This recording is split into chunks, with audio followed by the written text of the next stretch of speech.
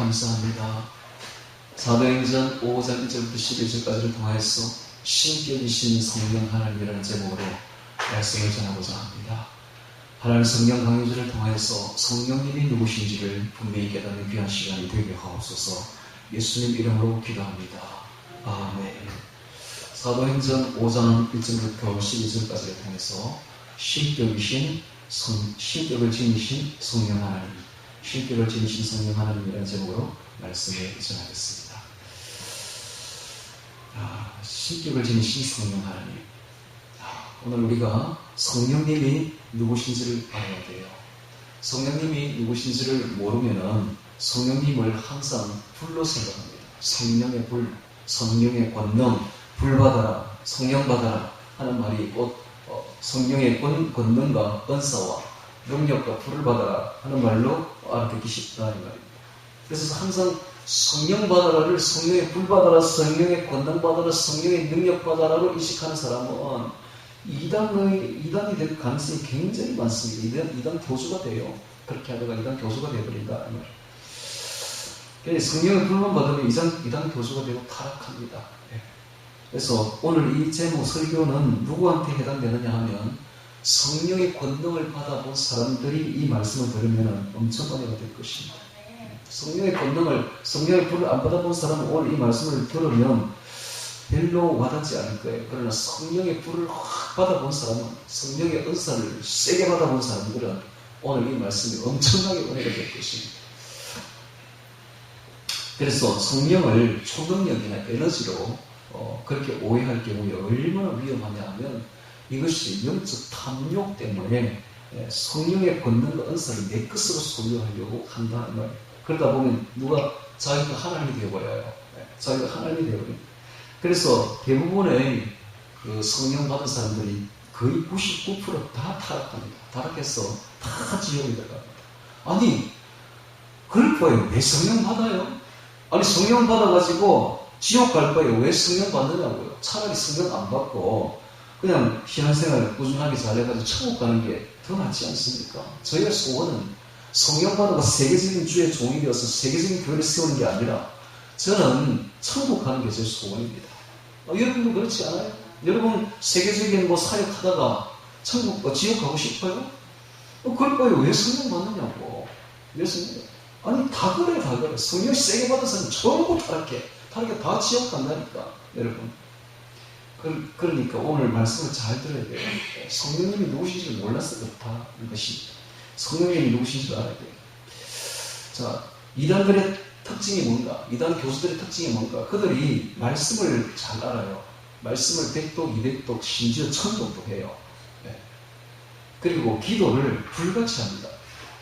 영생교회의 조희승이라는 그 교수는 기도를 얼마나 했느냐. 40일 금식 기도를 한 번 하기도 어려운데 목숨 걸고 해야 되잖아요. 그걸 16번이나 한 사람이에요. 16번. 영생교. 자기를 믿으면 영생한대. 영생교 교수. 이런 사람들 특징이 기도를 불같이 합니다. 기도를 불같이 하면 어떤 특징이 나타나냐. 성령의 능력이 나타나요. 권능이 나타납니다. 초능력이 나타나기 시작합니다. 근데 이런 사람들의 특징이 신학을 제대로 배워본 적이 없어. 그냥 성령의 불만 바라보겠어. 그러니까 자기가 하나님이 된 거야, 그때부터. 그래가지고 자기가 그리스도다, 자기가 보혜사다, 자기가 하나님이다, 이렇게 해서 자기가 하나님이 되어버려요. 결국은 지옥 가는 거죠, 그러다가. 그러니까는, 참, 이 성령을 이해를 잘 해야 됩니다. 성령이 누구신지를 잘 알아야 돼요. 그런데 성경에 보니까 이 성령님을 마치 성령님에 대해서 오해할 만한 그런 구절들이 참 많아요. 오늘 그 주보를 한번 보세요. 주보를 보면,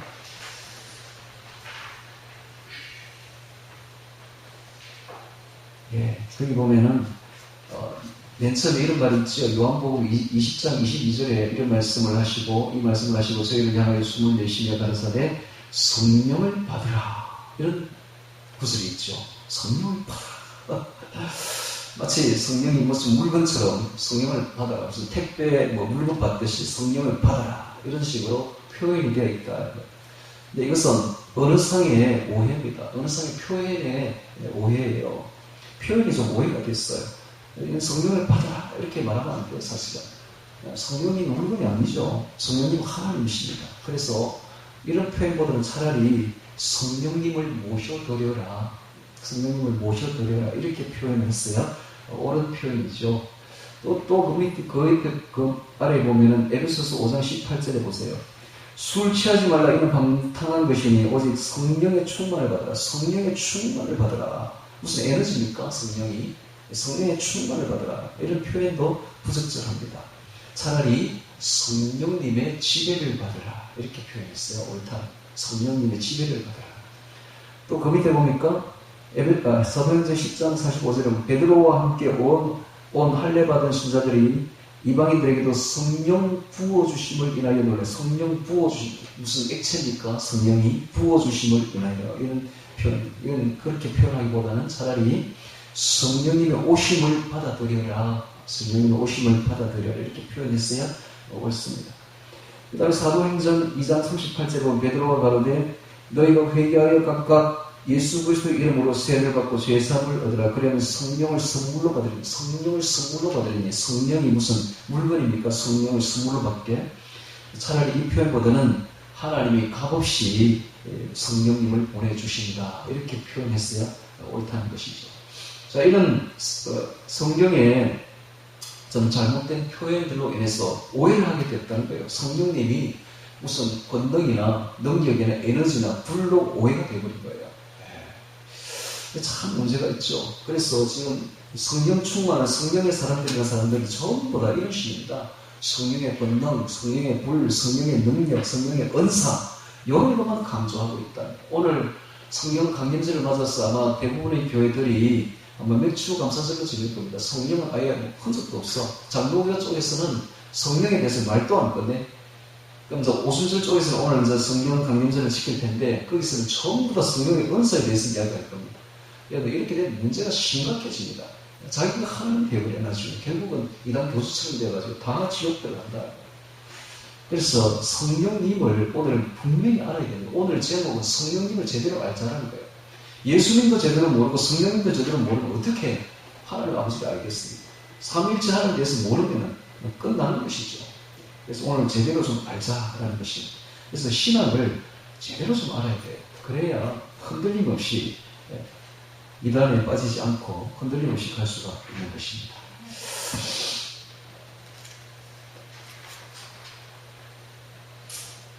자, 그래서 이 성령님은 우리의 예배를 받기에 합당하신 하나님이십니다. 그래서 우리는 성령님의 통치를 받는 것이 정상이지 우리가 성령을 통치할 수가 없어요. 성령님은 신격을 지니신 하나님이십니다. 자, 우리가 이때 보통 이 인격, 신격, 하나님에 대해서는 인격이라고 말하지 않고 신격이라고 말하죠. 인격이라고 말할 때에는 어떤 도덕적인 주체가 되는 그 사람의 인간의 됨됨이 혹은 품격을 인격이라고 말을 하죠. 그러면 이 성령님도 인격을 가지시는데 그래서 신격이죠. 신격을 가지고 있는데 인격이라면 우리가 인격이라면 어떤 것이냐면은 사람만이 인격을 가지고 있습니다. 동물은 인격이 없어요. 왜 그러냐 하면 사람은 영적 존재입니다. 사람에게는 영혼이 있어요. 영이 들어있어요. 이 영에서 혼 쪽으로 뭔가가 나오는데 그게 뭔가 지정입니다. 지성, 감정, 의지가 나온다. 이 지성, 의지, 감정 이건 다 양심에서 나오는 건데 이것이 어디서 나오는데 전부 영에서 나오는 겁니다. 영에서. 지금 오늘날의 과학자들이 그것은 머리에서 뇌세포에서 나온다 하면 천만에요. 뇌세포에서 나오는 거 아닙니다. 우리 속에 있는 영에서 나오는 것이다. 이게 바로 지성, 감정, 의지입니다. 이것이 있는 것이 인격이죠. 그러면 동물들은 인격이 있는 거 이런 거 없습니다. 동물은 영이 없기 때문에 저급한 혼을 가지고 있어가지고 지성이 없어요. 감정도 없어. 의지도 없어. 오직 인간만이 가지고 있습니다. 왜 그러냐? 인간 속에는 하나님이 주신 영이 있기 때문에 그렇습니다. 영이 혼적 능력으로 나타나는 게 지성과 감성과 의지예요. 그래서 하나님을 흠뻑 빼닮은 존재가 딱 하나 인간밖에 없습니다. 하나님이 바로 이런 존재예요. 하나님이 그 신격을 가지고 있다. 하나님이 바로 신격적인 지성과 초지성입니다. 그 다음에 감정과 초감정입니다. 그리고 의지, 초의지를 가지고 있습니다. 자, 그래서 그런데 이제 우리가 이런 사실을 모르고 자꾸 성령님을 신격을 지니신 하나님을 모르고 성령님의 주시는 그 본능, 불, 능력 이런 것만 자꾸 추구하다 보면 어떻게 되는가? 성령님을 마치 도깨비 방망이 정도로 이용하려고 합니다. 그래서 성령의 능력과 은사를 자꾸 이용을 하려고 해요. 도깨비 방망이 정도로 이용합니다. 마치 알라딘 램프에 나온 거인처럼 하나님, 성령님을 자꾸 이용하려고 해요. 그럼 이용을 하면 어떻게 되면 자기가 하나님이 되는 거예요. 자기가 하나님이 되는 거예요. 그래서 이 성령의 은사가 나타난 사람이 참으로 조심해야 되는 것이 이 성령의 은사가 나타나는 사람들이 막 환호합니다. 환호하면 자기가 무슨 하나님인 줄 아는 거예요. 예를 들어 박태선 장로가 그랬어요. 천부교를 만든 박태선 장로라는 사람이 있었어요. 이 사람에게 성령의 은사가 엄청나게 나타났어요. 마치 성령의 그 권능이, 능력이 이슬처럼 내렸어요. 그 사람에게는. 그러니까 그 사람이 나가서 이렇게 집회를 하면 어마어마한 능력이 나타났어요. 근데 이 사람이 처음에는요, 너무 겸손한 사람이었어요. 장로였죠. 예를 들면 이런 거예요. 그 사람이 이제 집회를 하는데 능력이 엄청 나타나니까 목사님을 여러 군데서 모셔가지고 같이 집회를 하는 거죠. 자기는 이제 목사가 아니니까. 그래서 먼저 자기가 집회를 해요. 집회를 하고 끝나고 숙소로 이제 돌아옵니다. 돌아오면 그 다음에 목사님이 또 집회를 이어서 하게 되죠. 그랬는데 어느 날 목사님이 집회를 마치고 돌아오니까 그 장로님이 방에 들어가지 않고 추운 겨울에 밖에 서 있는 거예요. 그래서 아니 장로님 이 추운 겨울에 왜 방에 안 들어가시고 밖에 서 계십니까? 그랬더니 그 박태선 장로가 하는 말이 주의 종이 아직 들어오지도 않는데 어찌 제가 먼저 방에 들어가겠습니까? 라고 말할 정도로 아주 겸손한 사람이었어요. 그런데 사람들이 자꾸 그를 부추기고 하니까 은사가 너무 나타나니까 자기가 무슨 하나님인 줄 알다가 그렇게 교만해가지고 결국은 예수님을 최고막이라고 욕을 하면서 완전히 이단이 되어버렸죠. 천부교. 그 천부교에서 파생된 게 뭐냐? 신천지교예요. 신천지교가 천부에서 다 배워나온 거야, 이게. 이 이단들이 다 맥락이 있습니다. 그냥 생긴 게 아니라 다 그 원조들이 있다고 거기서 다 배워나오는 거예요. 이들의 특징이 뭐냐? 성령님을 하나님으로 보지 않습니다. 성령님 마치 불이나 능력이나 권능이나 에너지나 무슨 초능력이나 이런 걸 본 거예요. 이단들의 특징이 그렇습니다. 여러분 여호와의 증인들 가서 이 성령님 누구신지 안 물어보세요. 성령님 생기라고 해요. 생기. 성령님을 인격으로 보지 않아요. 이단들의 특징이 왜 이단들이 그렇게 말하는가? 신천지도 마찬가지. 여호와의 증인 하나님의 교회 통일교 다 그렇습니다. 왜 그러냐? 그뿐만 아니라 다른 종교도 마찬가지예요. 여러분 불교나 힌두교나 뭐 이런 도교나 이런 데 가서 그들이 말하는 그 신이 어떤 존재인지 한번 보세요. 인격이 없어요. 신격이 없어. 그냥 에너지야.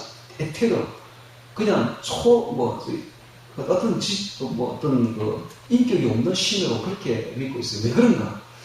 왜 이단들이 그러고 왜 이방 종교들이 그런 식으로 신을 그렇게 규정하고 있으면 그렇게 믿고 있는가 하면 자기들이 하나님이 되고 싶은 거예요. 자기들이 그 이용을 해가지고 그 능력을 이용해 자기들이 하나님이 되고 싶은 거예요. 만약에 성령님을 하나님으로 인정하면 자기들이 하나님 될 수가 없잖아. 재미가 없는 거야. 그래서 사람들이 그렇게 몰리는 거예요. 이단에게 하나님이 되고 싶은 거예요. 이유는 그거예요. 자기들이 교만하고 싶은 거예요. 이게 바로 그런데 오늘 이제 말씀을 한번 보도록 하겠습니다.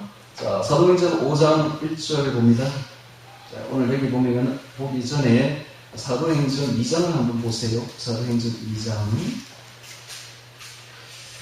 사도행전 2장에 보면 성령님이 오순절날에 다락방에 강력하게 초대교회에 임하게 됩니다.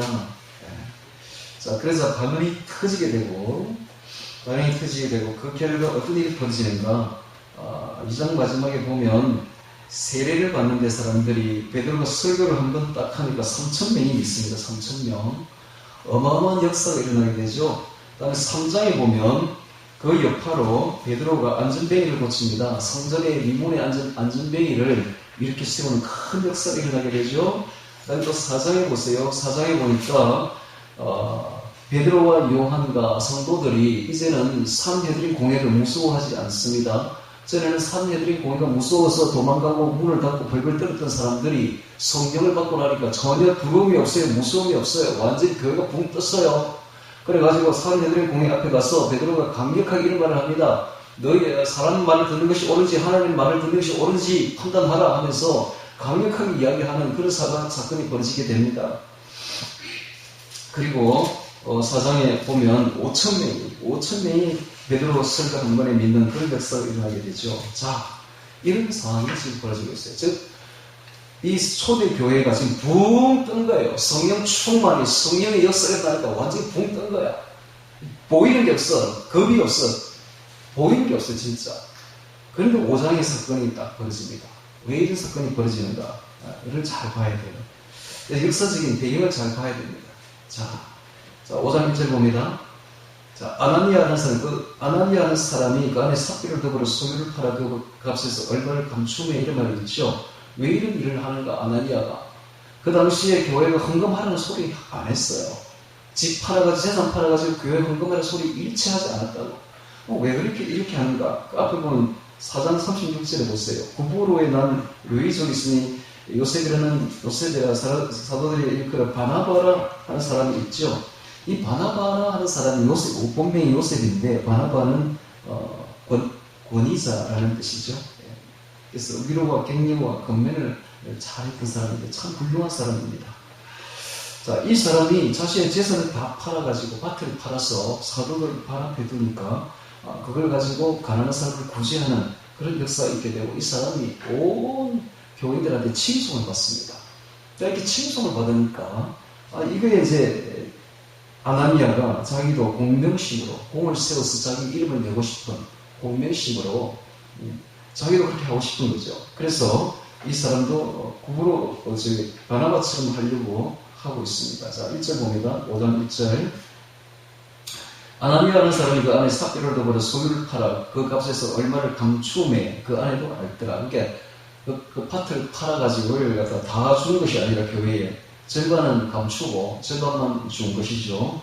얼마를 가져다가 사도들의 발 앞에 두니 베드로가 가로되 아나니아 어찌하여 사탄이 내 마음에 가득하여 네가 성령을 쏘고 땅값 얼마를 감추었느냐. 땅이 그대로 있을 때는 내 땅이 아니며 하루에도 내 임의로 할 수가 없더냐. 어찌하여 이 일을 내 마음에 두었느냐. 사람에게 거짓말하는 것이 아니요 하나님께로다. 자, 아나니아가 이 말을 듣고 엎드려서 혼이 나 죽어버렸습니다. 이 말을 듣자마자 죽어버렸습니다. 왜 이런 일이 벌어졌는가? 자, 요즘에 이 아나니아보다 더 악한 사람들이 교회에 너무 많죠. 이번에도 보니까 대단한 일이 벌어져가지고 교회가 욕을 듣고 있던데, 여기도 순복음교회에 지금 당회장으로 있는 이영훈 목사가 지금 없는 부설수에 올라가지고 지금 야단이 났습니다.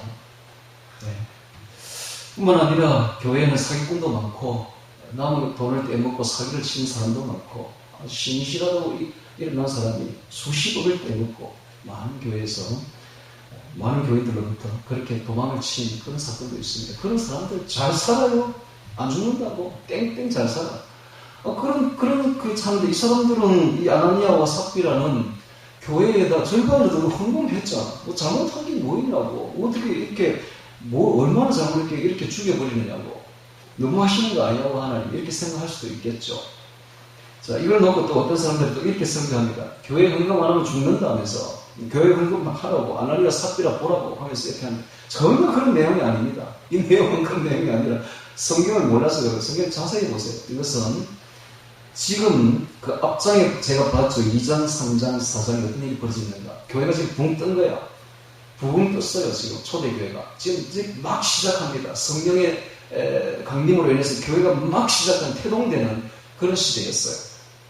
이때에 정말 주의해야 될 것은 하나님은 사람의 숫자를 보지 않습니다. 교회 사람의 숫자가 얼마나 많으면 전혀 하나님께 관심 받기야. 하나님은 단 한 사람이라도 정말 성결하기를 바라고 순결하기를 바라고 정직하기를 바라고 경외하는 마음으로 서기를 바란다 하는 말이에요. 그런데 지금 딱 시작하려고 하는데 교회가 지금 왜 교회가 사람들에게 욕을 먹고 있습니까? 순결하지 않으니까. 정직하지 않으니까. 그러니까 욕을 먹고 있잖아요, 지금요. 그래서 하나님 앞에 순결한 교회를 쓰기를 원하는데 지금 뭡니까 이게? 거짓말하고 있잖아. 지금 아나니아 성령을 속이고 있잖아. 이게 뭡니까? 자기 공명심 때문에 공을 세워서 자기 이름을 내고 싶은 자기 공명심, 자기 탐욕 때문에 성령을 속이고 있잖아요, 지금. 그러니까는 성령님이 일벌백계로 이 초대 교회의 거룩성을 유지하기 위해서 이걸 친 겁니다. 그걸 알아야 돼요. 그래서 하나님이 정말 원하시는 것은 성령을 속이는 것을 얼마나 지금 성령님을 속이는 거예요. 성령님은 하나님이신데 성령님을 속이고 땅과 얼마를 감추었느냐. 이렇게 죽여버린 것입니다. 자, 5절에 보면 아나니아가 이 말을 듣고 엎드려서 혼이 나가니 혼이 나가면 죽는 거죠. 네. 사람 죽는 건 간단합니다. 하나님이 그 속에서 영혼을 빼내면 끝나버린 거죠. 죽는 것이죠.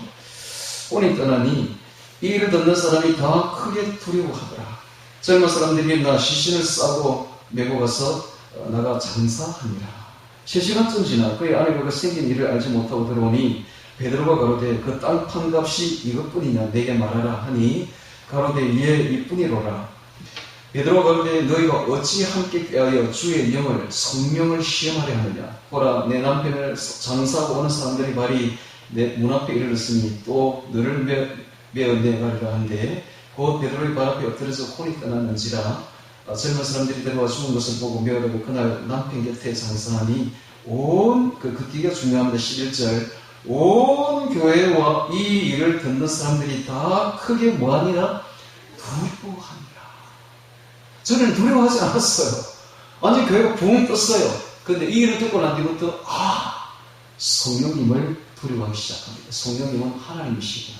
성령은 능력이 아니구나. 성령은 권능이 아니구나. 성령은 불이 아니구나. 성령님은 하나님이시구나. 하나님 앞에 두려워 떨기 시작한다. 이게 진정으로 성령 받은 사람의 자세입니다. 이렇게 되어야 돼요. 오늘 우리가 성령의 능력을 받는 것도 중요하고 권능을 받는 것도 중요하고 불을 받는 것도 중요하고 음성을 듣는 것도 중요하지만 그 모든 것 이전에 성령님은 하나님이시라는 걸 분명히 인식해야 됩니다. 그리고 성령님 앞에 무릎 꿇고 부복하고 두려워 떨어야 된다는 거예요. 이렇게 되어야 정상적인 신앙생활이 되는 것이지 성령님을 무슨 권능으로 알고 불러 안다면 큰일 납니다. 그럼 지옥 간다.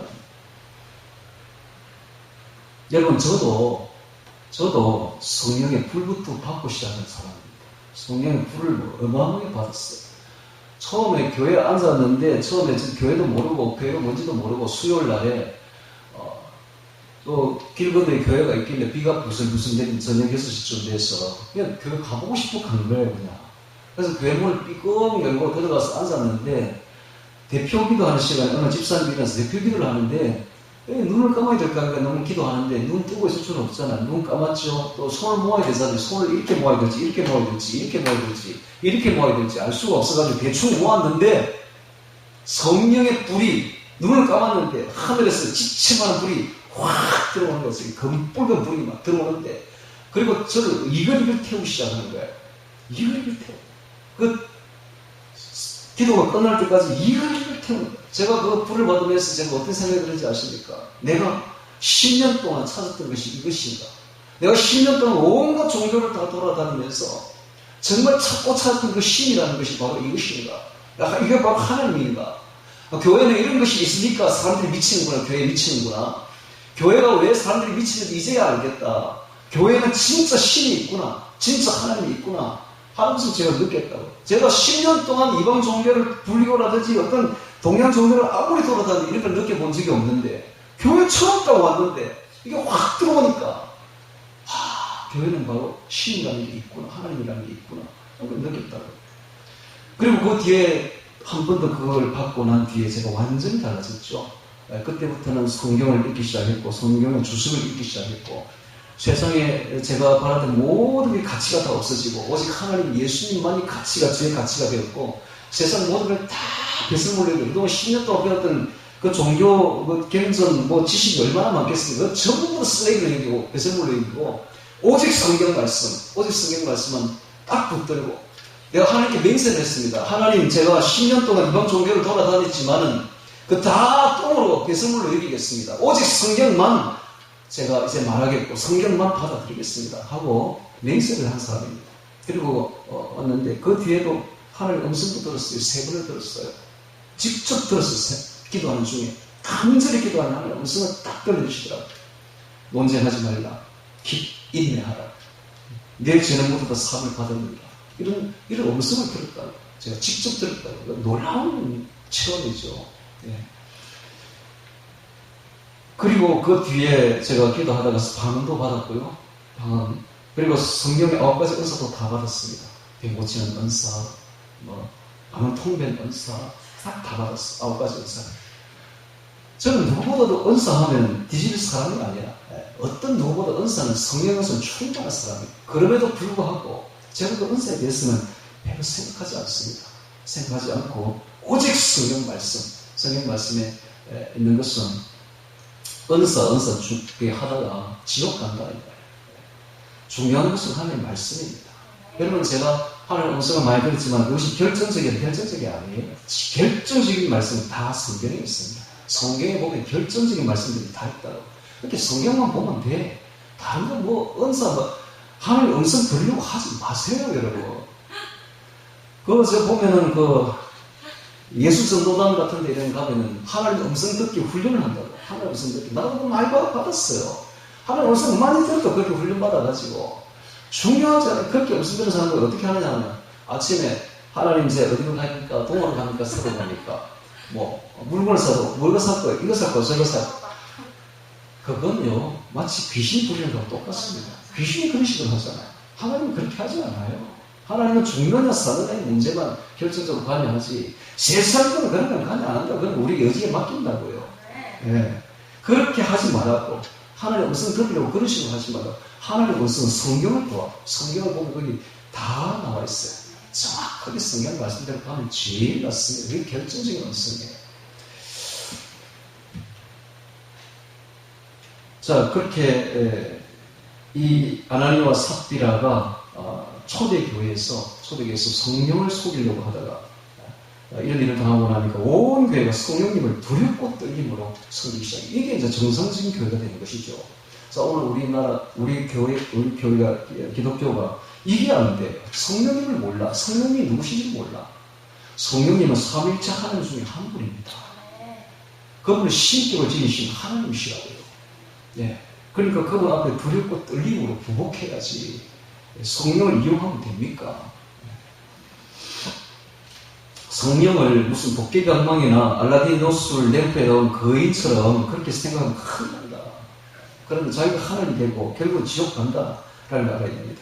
성령 받은 사람들이 대부분 다 이렇게 타락합니다. 대부분 다 타락해서 대부분 다 지옥 가죠.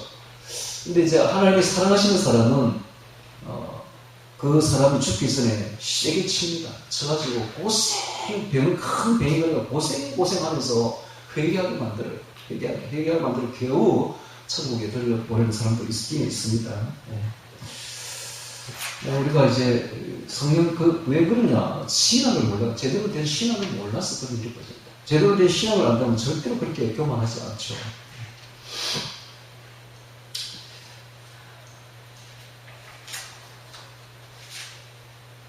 자, 그래서 우리가 이제 그 수보를 한번 보시기 바랍니다. 성령은 신격을 지니셨다라는 말이 있죠. 신격을 지니셨다. 네. 요한복음 15장 26절에 보면 지성을 내가 아버지께서 너에게 보낼 보혜사 곧 아버지께서 나오시는 주의 성령 오시되 너가 나를 증거하실 것이요. 지성을 가지고 있는 것을 알 수가 있습니다. 모든 걸 통찰하신다는 말이 있죠. 자, 고린도전서 2장 10절에 오직 하나님의 성령으로 이것을 우리에게 보이셨으니 성령은 모든 것 곧 하나님의 깊은 것이라도 통달하시느니라. 그러니까 성령님은 하나님의 깊은 것이라도 통달하는 지성을 가지고 있다. 초지성을 가지고 있다. 이런 겁니다. 인격을, 신격을 지니고 있다는 것이죠. 그 다음에 또 성령님은 감정을 지니고 있습니다. 주에 대해 슬퍼하십니다. 에베소서 4장 30절에 하나님의 성령을 근심하게 하지 말라. 그 안에서 너희가 구속의 날까지 인지심을 받았느니라. 근심하게 하지 말라. 하나님은 성령님이 근심하신다. 감정을 가지고 계신다. 우리가 어떤 죄를 짓고 있으면 성령님이 내 안에서 건심을 하십니다. 성령을 건심하게 하지 말라. 그 다음에 의지도 가지고 있습니다. 자, 고린도전서 12장 11절에 이 모든 것은 같은 한 성령이 행하사 그 뜻대로 각 사람에게 나누시 각 그 뜻대로 의지를 가지고 있죠. 그 뜻대로 성령님이 의지를 가지고 있다는 것입니다. 그래서 성령님은 이와 같이 신격을 지니고 있는데 지성과 감정과 의지를 가지고 있는 신격을 지니고 있는 인격적인 하나님이다 라는 것을 알 수가 있습니다. 자, 그래서 우리가 알아야 될 것이 이 다른 종교나 다른 모든 종교들이 이 신을 자기들이 믿는 신을 인격적으로 믿지 않습니다. 그냥 하나의 큰 에너지나 에테르나 이런 것으로 알고 있다. 그 다음에 이단들도 성령 하나님에 대해서 무슨 에너지나 혹은 생기나 이런 걸로만 알고 있어요. 예. 그래서 그들이 이단이며 그들이 가짜 종교라는 것이 드러나죠. 오늘 우리가 하나님을 인격적으로 받아들여야 하나님과 교제할 수가 있습니다. 그렇지 않습니까? 인격으로 생각해야 우리가 하나님을 받아들일 수가 있고 하나님과 교제할 수가 있고 하나님과 대화할 수가 있는 거예요. 그래서 하나님만이 참 신임을 요것만 봐도 알 수가 있는 거예요. 다른 신들은 대화가 안 되잖아요. 불교에 있는 신하고 대화가 됩니까? 대화가 안 된다고. 그래서 우리 하나님과 대화할 수 있는 것은 신격을 지닌 하나님을 알 때에 비로소 가능하다는 것입니다. 자, 그 다음에 이제 주보를 또 보시기 바랍니다. 자, 성령님은 거듭난 성도 안에서 두 가지로 반응하는데, 첫째 성령님은 옛사람과 갈등을 하십니다. 우리 안에는 옛사람과 아주 갈등을 가지고 있어요. 첫 번째, 성령을 억압하지 말라. 자, 데살로니가전서 5장 19절에 보면 성령을 소멸치 말며 이런 말이 있죠. 이것이 억압한다는 거예요. 성령의 활동을 방해하고 성령의 역사를 배격하고 무시할 때, 소멸할 때 질식한다라는 뜻입니다. 질식한다. 목을 졸라서 질식시키는 것입니다. 그래서 성령을 억압하지 말라. 질식시키지 말라. 이게 바로 옛사람이 이런 일을 한다는 거예요. 두 번째 보면 성령님을 배척하지 말라. 배척하지 말라. 성령을 거슬려라는 말이 나오죠. 사도행전 7장 51절에 보면 목이 곱고 마음과 귀에 할례를 받지 못한 사람들아 너희가 항상 성령을 거스려 너희 조상과 같이 너희로 하는도다. 성령을 거스려 배척한다. 반대한다는 거예요. 즉 하나님의 뜻에 우리가 불순종할 때 성령님과 정반대의 길로 갈 때 성령님이 엄청 배척을 당하십니다. 그 다음에 세 번째, 성령님을 모욕하지 말라, 욕하지 말라. 하물며 하나님의 아들을 닮고 자기를 거룩하게 한 언약의 피를 부정한 것을 여기고 성령의 은혜를 욕되게 하는 자들이 당연히 받을 형벌이 얼마나 더 중하겠느냐. 성령을 욕되게 하는 자들. 그래서 성령의 은혜를 욕되게 하지 말라고 했어요. 모욕을 당하십니다. 우리도 모욕을 당하면 얼마나 기분이 나쁩니까? 인간이 가장 견디기 힘든 게 모욕이죠. 마찬가지로 성령님도 모욕을 당한다. 그 다음에 네 번째, 성령님을 모독하지 말라라고 되어 있습니다. 그러므로 내가 너에게 이르노니 사람의 모든 죄와 해방은 사심을 얻되 성령을 해방하는 것은 사심을 얻지 못하겠고 성령 해방이 성령 모독하는 겁니다. 성령 모독하는 죄는 너무 커서 용서를 얻지 못합니다. 조롱하고 욕하는 것이죠. 지난번에 그 전강훈 목사가 지금도 계속 뜨고 있는데 이게 성강 목사가 제대로 신학을 한 사람이 아닙니다. 그런데 어쩌다가 성령 은사를 받아가지고 사람들이 많이 부를 때같이 모이니까 이게 넘쳐가지고 하나님 너 까불지 마. 내 앞에서 까불면 너 죽는다. 이런 식으로 이야기했다. 성령 모독죄죠, 완전. 성령 모독죄. 성령 모독한 겁니다, 완전. 그게 초대교회 그런 식으로 말했다면 바로 죽습니다, 바로. 오늘 날 마지막 때니까 하나님 그냥 놔주는데, 그래가 땡땡 잘 살고 있죠, 그래도. 그런데 성령 모독하면은 두 번 다시 그 죄를 용서받을 수가 없다. 그런 걸 알아야 됩니다. 다섯 번째, 성령을 슬프게 하지 말라. 에베소서 4장 30절에 하나님의 성령을 근심하게 하지 말라. 그 안에서 너희가 후속의 날까지 인지심을 받았느니라. 근심하게 하지 말라.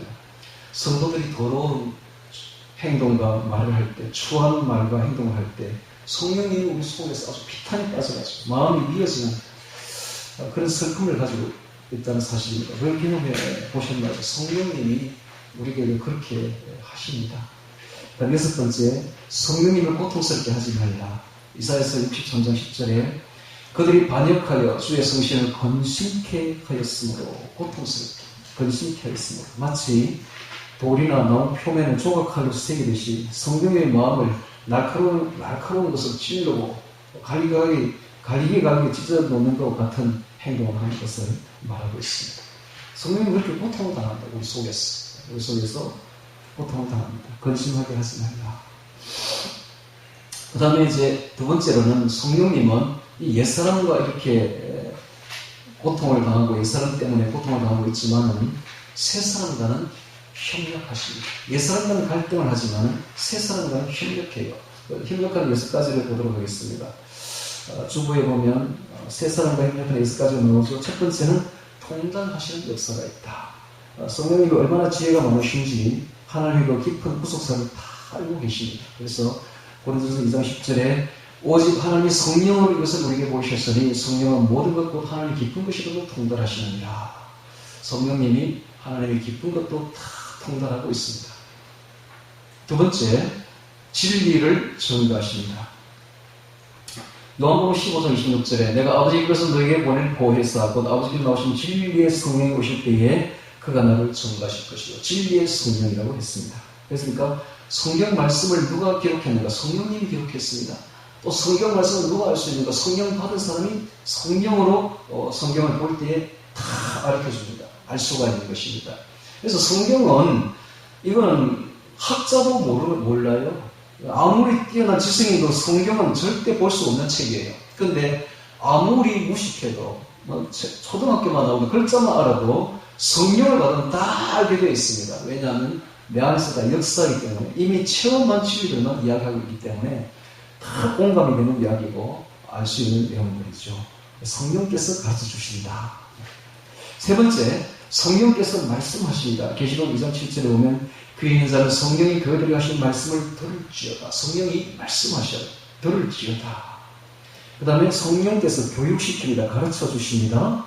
요한복음 14장 26절 보혜사 곧 아버지께로서 내 이름으로 보낼 성령 그가 내게 모든 것을 가르치시고 내가 내게 말한 모든 것을 생각나게 하시리라. 성령님은 우리에게 가르쳐 주시는 분이시다. 가르쳐 주시는 분이시다. 그 다음 다섯 번째, 성령님은 명령하시는 분이시다. 사도행전 16장 6절에 성령이 아시아에서 말씀을 전하지 못하게 하시거든. 못하게 하시거든. 명령합니다. 마지막으로 여섯 번째, 인도하십니다. 로마서 8장 14절에 물론 하나님의 영으로 인도함을 받는 것, 인도죠. 영어, 성령으로 인도함을 받는 것은 곧 하나님의 아들. 성령께서 우리를 인도하십니다. 우리가 이 세상에 살아가는 동안 성령님의 인도를 받아야 돼요. 그래야 무사히 천국까지 들어갑니다. 인도를 받아야 돼요. 자, 그 다음에 이제 성령은 신격을 지니신 분인과 동시에 성령님은 하나님이십니다. 자, 주보해 보시기 바랍니다. 성령의 영원성이 있습니다. 히브리서 9장 14절에 하물며 영원하신 성령으로 말미암아 검은 자기를 하나님께 드린 그리스도의 피가 어찌 양심으로 죽은 영혼에서 깨끗하게 하고 살아계신 하나님을 숨기게 못하겠느냐. 영원하신 성령, 영원성이죠. 영원성은 천사도 가지지 못하고 인간도 가지지 못했습니다. 오직 하나님만 가진 그 특징이 영원이죠. 영원성. 그래서 이 성령님이 영원성을 가졌다는 것은 성령님이 바로 하나님이라는 걸 보여주고 있습니다. 두 번째, 성령님의 전능성입니다. 욥기 33장 4절에 하나님이 신이 나를 지으셨고 전능자의 기운이 나를 살리셨느니라. 성령님이 하나님의 신이 바로 성령님이죠. 하나님의 신이 나를 지으셨고 전능자의 기운이 나를 살리시느니라. 전능자가 바로 하나님의 신을 그대로 이야기하고 있습니다. 그래서 신이 바로 전능자다. 즉 성령님이 전능하시다. 세 번째, 성령의 전지성입니다. 고린도전서 2장 10절 오직 하나님의 성령으로 이것을 우리에게 보이셨으니 성령은 모든 것보다 하나님의 깊은 것을 통달하십니다. 모든 걸 다 알고 계십니다. 전지성. 자, 그 다음에 성령의 편재성이 있습니다. 시편 139편 7절 내가 주의 신을 떠나 어디로 가며 주의 앞서 어디로 피하니까. 성령님은 안 계신 곳이 없습니다. 모든 곳에 계십니다. 그래서 편재성입니다. 즉 영원성, 전능성, 전지성, 편재성 이 네 가지는 하나님만이 가지고 있는 특징입니다. 다른 어떤 존재도 이걸 가지지 못합니다. 천사도 가지지 못했고 인간도 가지지 못했습니다. 오직 하나님만 가지고 있는 네 가지 특징은 전지전능, 그 다음에 영원, 그 다음에 편재성입니다. 이걸 성령님이 다 가지고 있습니다. 그러니까 성령님은 삼위일체 하나님 중에 한 분이다라는 거예요. 하나님은 세 분으로 이루어져 있는데 성부 하나님, 성자 하나님, 성령 하나님 이 세 분이 상호 교류, 상호 간통으로 연합되어 있습니다. 그래서 성령 하나님도 삼위일체 하나님 중에 한 분이시다. 하나님이시다. 라는 것입니다. 자, 그 다음에 성령님이 바로 여호와 하나님이십니다. 여호와 하나님 안에는 여호와라는 이름, 즉 스스로 계시는 분, 영원 자존자라는 이름의 여호와라는 뜻의 그 여호와 하나님의 이름 안에는 세 분이 들어 있습니다. 성부 하나님도 여호와 하나님, 성자 예수님도 여호와 하나님, 그다음에 성령 하나님도 여호와 하나님이십니다. 그 다음에 이제 그 고린도후서 3장 17절에 보면 이런 말이 있습니다. 주는 영이시니 주의 영이 계신 곳에는 자유함이 있느니라. 이렇게 주는 영이시니 이것을 제대로 번역하면 성령님은 주님이시다로 번역하는 것이 가장 정확한 번역입니다. 성령님은 주님이시다. 주는 영이시니 성령님은 주님이시다. 이런 뜻입니다. 주의 영이 있는 곳에는 자유함이 있느니라. 이것이 가장 정확한 번역. 즉 주가 바로 성령님이십니다. 성령님.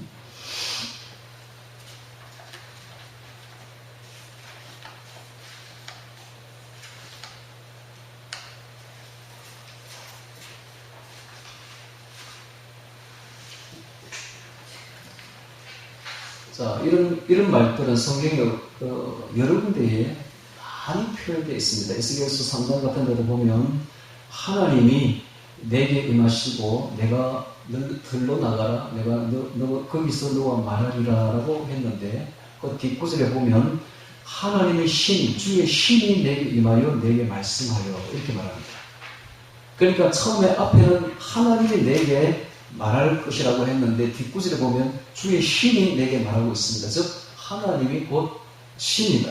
즉 성령입니다. 라는 것을 알 수가 있죠. 이와 같이 성령님은 하나님이시며 주님이시며 여호와이십니다.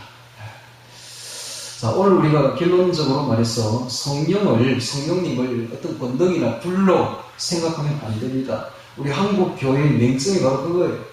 목사들이 항상 말하는 게 불 받아라, 성령 받아라, 권능 받아라 이렇게만 말을 해요. 이러다 보니까 무슨 성령을 불인 줄 알고 있어요. 권능인 줄, 능력인 줄로만 알고 있어요. 절대 그게 아닙니다. 성령님은 우리의 경배를 받으셔야 마땅할 하나님이십니다. 그리고 우리는 그분을 하나님으로 생각하시고 하나님 앞에 두렵고 떨림으로 그분을 모셔드려야 된다는 거예요. 그분은 우리 안에 들어오셔서 우리와 늘 함께 하십니다.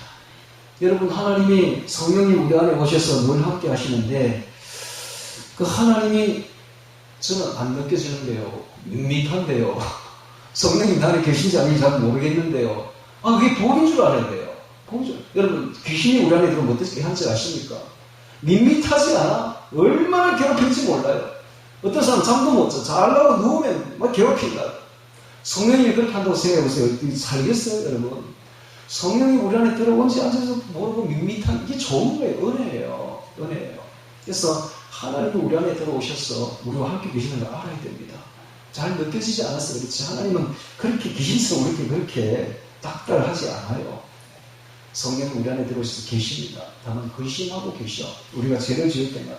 저는 그래서 죄에서 떠나야 됩니다. 죄에서 떠나는 게 성령을 근심하게 하지 않는 거예요. 성령님을 슬프게 하지 마세요.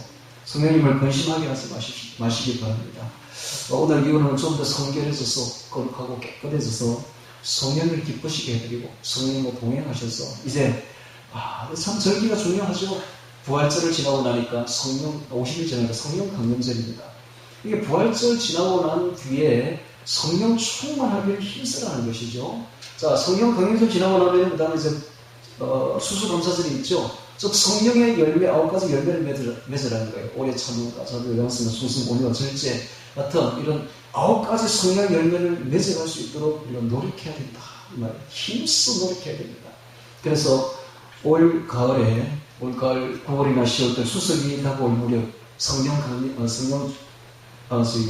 추수감사절에는 여러분 여기 배추나 무 같은 이런 거 갖다 놓을 생각하지 말고 그것도 갖고 나야 되지만 그게 중요한 게 아니라 하나님 그거 받고 싶어 하는 게 아니라 하나님은 우리로 하여 우리 안에 있는 성령의 열매를 받고 싶어 한다.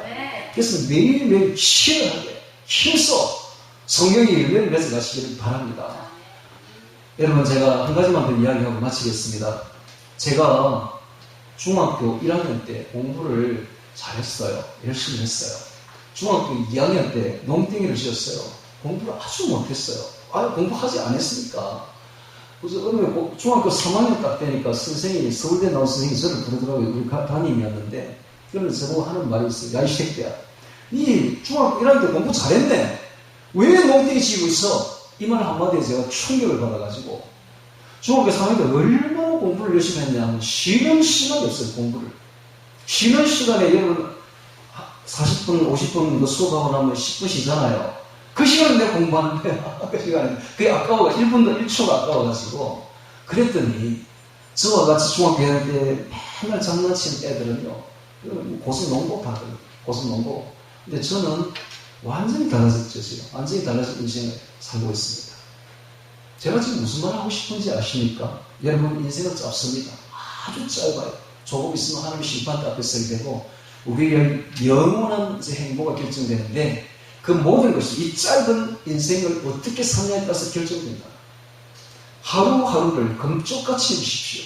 시간을 금쪽같이 여기서 정말 하나님께 충성하며 여러분의 미래가 달라집니다. 영원한 미래가 달라지고 영원한 미래의 위상이 달라지고 위치가 달라지고 여러분 저 하늘에 가면 지도하는 사람도 있습니다. 지배하는 사람도 있다고.